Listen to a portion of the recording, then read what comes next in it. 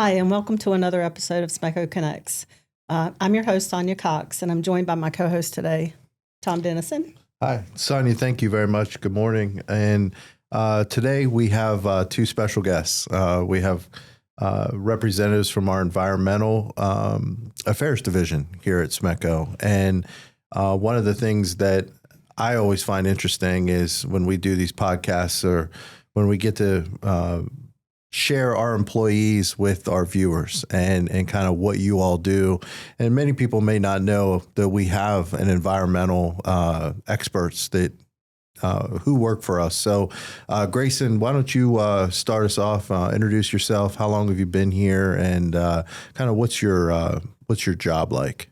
My name is Grayson Jenkins, Environmental Affairs Coordinator for the Southern Region. I've been here for 3 years now, and I really enjoy working here. Well, we're happy to have you. How about you, Carl? Yeah, so actually Grayson and I got hired on the same day. I'm responsible for the Northern Region. St. Mary's is his area, but I do Charles, the north end of Calvert, and then the little bit of Prince George's counties that we have. And I echo his sentiment. I really enjoy working for SMECO. Carl, what's your last name? Freeman, Carl Freeman. Awesome. You guys, did you both grow up here in Southern Maryland? I did, yes. I lived in Calvert my whole life. Went to which high school? I went to Huntingtown High School. How about you, Grayson? Also grew up in Calvert my whole life. Went to Calvert High. Awesome. Wow. My daughter was a senior when Huntingtown opened, and she transferred over from Calvert and graduated from there. And then my two boys graduated. My two boys graduated from Huntingtown like 5 years later after that. So I was class of 2013. okay. Jeez, I'm old. My boys were class of 2010. My daughter was 2005. You and me both. Wow. It's a great school, though. Absolutely. One of the things we wanted to talk about today was the fact that we have at SMECO this environmental job. And I think when we talk about building power lines, building substations, and kind of operating our infrastructure, there's a lot of impacts to the environment. Mm-hmm. And we have to, as a utility, be very cognizant of those environmental impacts. So why don't whichever one of you wants to talk about it, kind of walk us through a little bit about the environmental protections and regulations that we're subject to when it comes to whether it's building an access road to get to a substation to building a power line. Mm-hmm. So depending on what we're doing, right now we have a project where we're trying to repair an access road or repair a roadway to make it so we could access it if there was an emergency. That one is mostly permitting for that one's going to be soil conservation district, grading permits, things like that. Yeah, like Grayson said, depending upon the project, there's different regulations that we're subject to from the state, the federal, the county, many different things. It just really depends on the project. Mm-hmm. And I would assume we have wetland related items too. Can you describe some of that? Yeah, the wetland. I mean, our service territory here is it has some low-lying areas. So when wetlands are involved, that adds another layer of complexity to the permits. We have to get them delineated to make sure we're not going to cause any permanent impacts, or if we are, to mitigate them. Mm-hmm. Yeah, and I think that's, certainly part of our responsibility is environmental protection. And I know that one of the main things that we do is we try to avoid any sort of wetland disturbance, and that's always the priority. But in some cases, we have lines that are in wetlands. Mm-hmm. And when we do have something like that, how do we mitigate those impacts? What do we do? How do you all interact with our construction folks to make sure that the environment's protected? So right now, the one that I'm working on, we're putting down matting where we have to cross a wetland, which is a very small area that we're crossing. But it's composite matting to make it so that it won't sink down, it won't make any trenches in the wetland or anything like that, and it can be removed and then restored to the way it was before we got there. I think we've been really happy with using the matting on the projects that we've used it on. Mm-hmm. Mm-hmm. Yeah, no, you just put it down, drive over top of it, and then remove it. Those are like the large timbers, right, that are kind of pieced together. They're composite now. Oh, they're composite, composite, okay. Yeah. So Excellent. you just pick it right up and put it on the truck, and it can be reused elsewhere. Well, we have a big project going on too, the 67, the line from Chalk Point to Hughesville. Mm-hmm. Have you guys started any of your work on that, on the environmental side? So Since it's such a large project, I mean, like that's miles of delineation and stuff like that. We're doing contractors. We have contractors for that, but we do work with the construction team and the contractors a little bit to help get them access to places and work out some ideas of the plan. But yeah, that like you said, that's a large project, and there's a lot of different areas. And so a lot of the lines in SMECO territory were just right of ways. So farmers 50, 60 years ago gave us the land that was less optimal for them to farm in. Sure. So it's very, very like streams and very wet. So like you said, that's very challenging for us to navigate through that. But we're working through it. Yeah. Good. No, and I think I think that's a really great point. When we have to establish these rights of way, I mean we have to work with our landowners and our members to establish those rights of way. So do you two both have a lot of interaction with property owners along our routes, and kind of describe a little bit about what that's like? So right now, the only interaction I think I've had would be with the state, because it was state owned. Oh, okay, So great. I think I was dealing with the state park, and that was it. That was mostly, but I would think that there's other property interactions that we have to go through, right? Yeah, I mean, there's several things. Our boss Tommy Schwartz, he does the manages also the property rights team. He has Gotcha. 2 guys that he manages there, and they look at public records and deals with customers and tries to figure out a solution that works well for everyone. He also acquires new land for expansion projects, and if we have to do some repairs, looks at the property lines and stuff like that. So there's also just interactions we have with customers for oil spills that we do. They have questions and concerns, and we try to assure them that we're doing the right thing. Absolutely. Well, since you brought up oil spills, let's talk about that. Like, how big a part of that is your job, and what is usually the cause for it? So for us, that part of the job can be very strenuous because it's usually in the middle of the night. We usually have to go out. They've already determined or made the transformer or whatever the equipment was safe. And they usually have stopped the spill if they can. If not, we have to try to determine the best way to stop the spill, then the best way to go about cleaning it up. And then also determine if it's PCB or not. And we have a few tools for that. Yeah, there's several reasons that a transformer could be leaking. It could just be really old and it's end of its life and it's rusted and it's leaking slowly. Or the more dramatic ones is, trucks hit it, vehicles hit it. And Grayson said a lot of times it's in the middle of the night, especially the vehicle crashes or weather. Trees will come down and rip down pole mount transformers. And when that happens, we're notified and we come out on scene to determine, where the oil has spilled and the best course of action to clean it up. And he mentioned PCB. So PCBs stand for polychlorinated biphenyls. It was a substance that was introduced in the late 40s, 50s, and it made its way into transformer oil because of its high heat resistance. Because those transformers, they get hot. But it was determined by Congress that it could potentially be cancer forming. So in the late 70s, it was outlawed, and we've been slowly phasing them out from our system. Also part of our job is to handle the transformer disposal. So when they come off the line, they're brought to our shops, and we determine if they need to be tested, if they're certified non-PCB, or if they're not certified. Well, we get them tested. Mm-hmm. Yeah. And we have an outstanding resource for that. Grant is a contractor that comes in and tests them for us. I've actually sent him pictures in the middle of the night and said, Wow. hey, can you tell me anything about this transformer? It says nothing. Sure. And he's awesome. He texts us back and he'll tell us, yeah, that one's fine. You don't have to worry about it. But we also have the PCB test kits, the chlorine oils, that not necessarily you should go by it and trust it 100%, but it gives you an idea.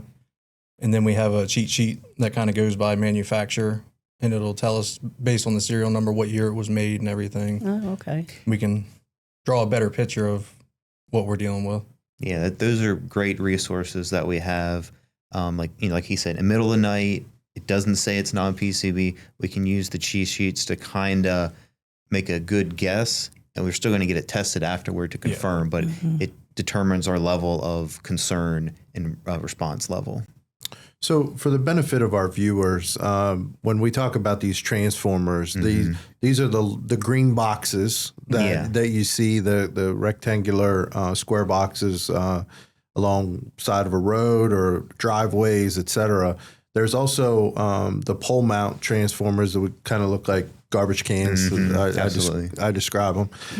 How much oil is in those devices, would you say, and kind of why is there oil in there? So the oil's there to cool the transformer down, make sure it doesn't get hot and stop working. Yeah, the voltage going down the lines you see up above and below the ground are carrying much more voltage than your house can take. So it reduces that voltage down. It transforms the voltage down, and how it does that is it has copper windings in it, and it just goes around there and it steps it down, and that process creates a lot of heat. So that's why, like Grayson was saying, that the oil is there in the first place to help radiate, to the heat. So how much oil is in one of those? Depends. Yeah, it depends. The pole mounts, like you said, on top the poles, they hold I think somewhere the lowest I've seen between is 4. Yeah, I mean, like the little small ones, 5 kVA, those ones are old, but like 4 gallons to like maybe 15, depending on the bigger ones. But for the pad mounts that you mentioned that you see on the ground, the green ones, they hold typically like 30 gallons to 50 gallons, depending on, but the real big ones, they could hold 300 gallons or Like more. the substation ones? No, like the those are switch a whole lot gears, more. the switch gears and the 750 Three-phase transformers. Okay. The substation ones, those hold a lot more oil, like 2,000. 2,000 plus. It just depends on which piece of equipment it is. Well, and I know we have special like material under those in the substation, so that if there is an oil spill, the material that we use can capture that and keep it from getting outside the fence line. Yep. Yeah, so that's all in the SPCC or SPCC. The SPCC plan. The material underneath in our substations are bluestone. They're like little granite, right? Granite rocks, and the oil absorbs into that very readily. Okay. So then you just have to dispose of the rock. Yeah, I got to get that cleaned up, put in drums, and the company that Grayson was talking about, GNS. They're out of New Jersey, and they are like our one-stop shop for disposing of the transformers and drums of contaminated material. So, yeah, just one other question on.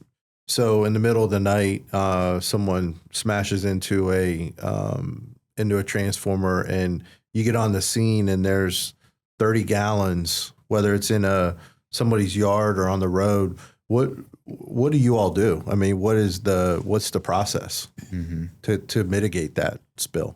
So depending on where it's at, if it's in the soil, it's probably not going to keep running very far. So you don't have to really put absorbent on it.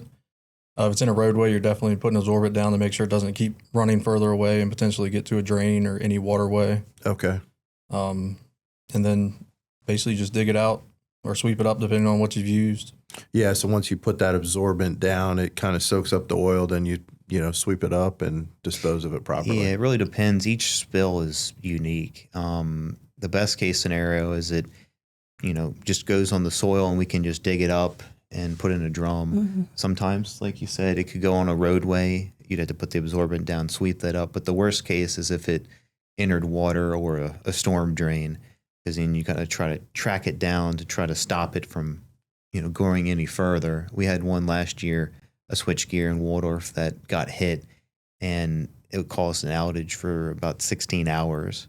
And we had, a lot of oil to clean up, and it did enter the waterway, but we contacted the MDE, like we do with every oil spill, and they provided guidance to help mitigate and clean that up.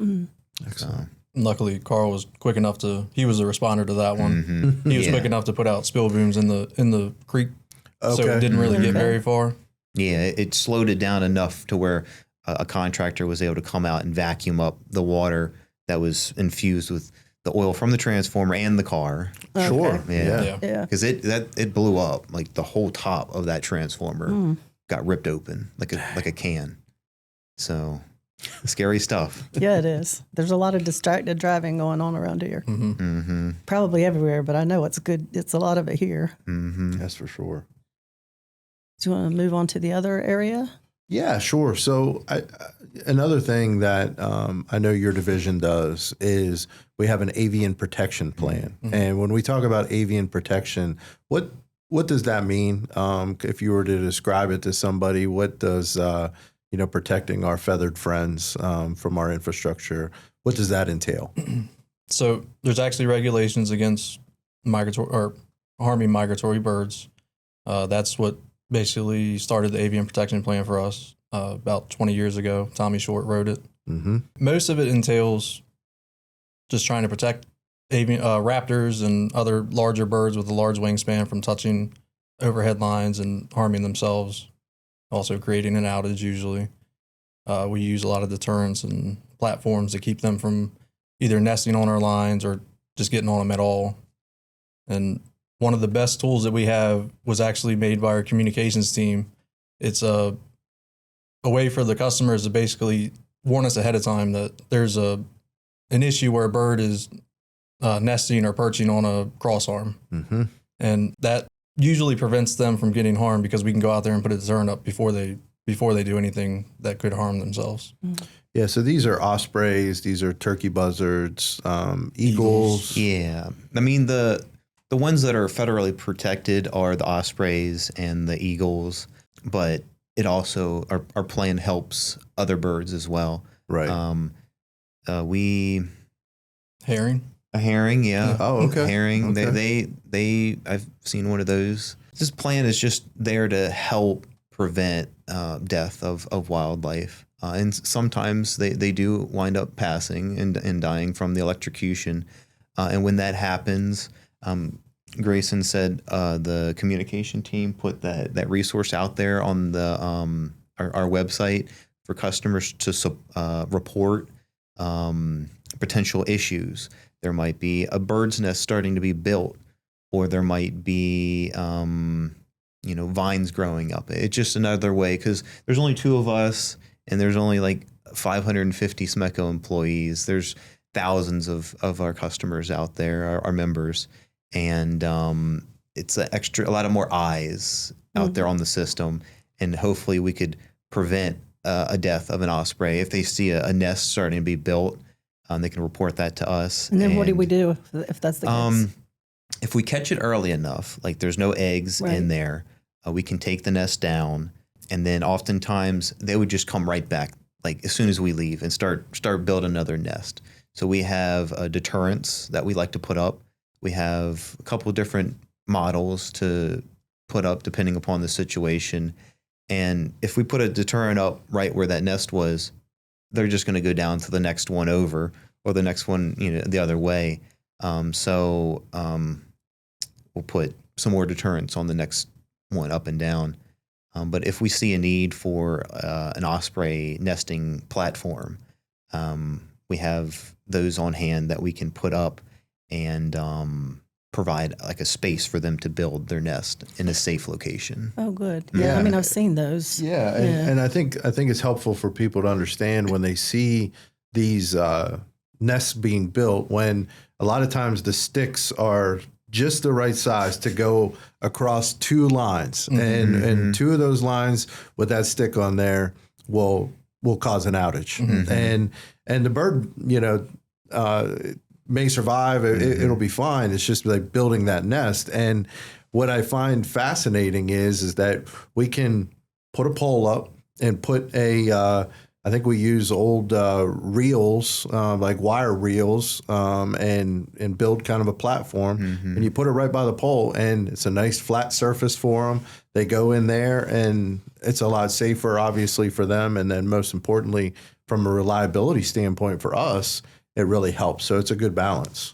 Yeah, I think Tommy, when he first started out, he used old reels. Oh, okay. Yeah, but now we have a local provider that makes the osprey boxes for us. They're like about 3-4 feet wide by 4 feet wide, and it's the sides of it is treated lumber to preserve the wood for a long time, but the bottom is a netting material so that the pressure treated wood doesn't interfere with their nest. Excellent. Yeah. So, and it is fascinating. And Sonja, I know you've taken some of these calls where the residents, mainly those who live on the water, and they can set their clocks to when those when those ospreys will be coming. Normally it's around St. Patrick's Day, if I remember correctly. Yep. And then when they leave, and it's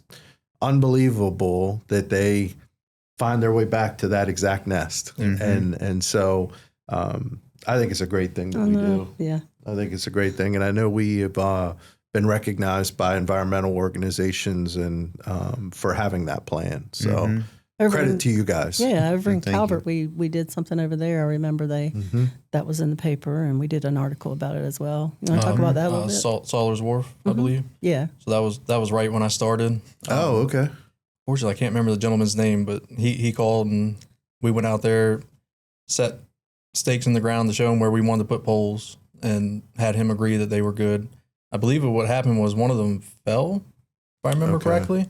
So we went ahead and went out there and placed 2 of them just to make sure that there would be another platform for the osprey if they happen to have another issue. Yeah, we have about roughly 100 platforms known out on our system.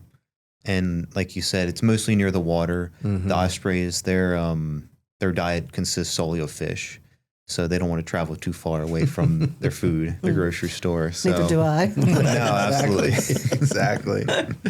Yeah, well, that's I think it's a great thing. Yeah. And I know former commissioner's president in St. Mary's, Jack Russell, he has a newsletter that he puts out, and he actually names the ospreys and knows how many breeding pairs there are, and tracks all that kind of information, and it's largely because they're on those osprey devices that we've installed in his area. So yeah, this has been good, Sonja. What else? Can you guys? What else did we miss? What else can we talk about? So Carl's actually worked with the Boy Scouts. Oh, okay.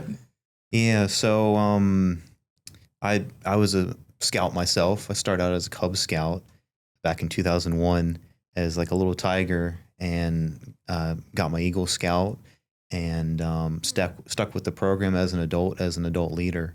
SMECO, there was an opportunity with an Eagle Scout. He constructed barn or owl nesting boxes. Oh, okay. And a gentleman reached out to us to see if we could put them up on some poles. And in an undisclosed location, we put them up, and the birds took to them like that. So great, awesome. It was a full circle. And that was his project, right? That was his project, is to construct them. And a year after he finished it, they were able to be put up. Awesome. So that's great. And the scouting program is awesome. It gives a great opportunity for the local youth to develop their skills and life lessons to help them go through their lives. Yeah, it's great that you continue to work with them. And I know from SMECO's perspective, we like we like that interaction. Yeah. You know, that's a big thing for us. That's great. Yep, yeah, we're going camping next weekend. Wonderful, wonderful. Well, I tell you, guys, thank you. This has been very educational for me, Yes. and I hope very educational for our viewers. And thanks for what you do. We Yeah. appreciate it. Thank you. Thank you. Thanks for having us. Yep. Thank you. You're welcome.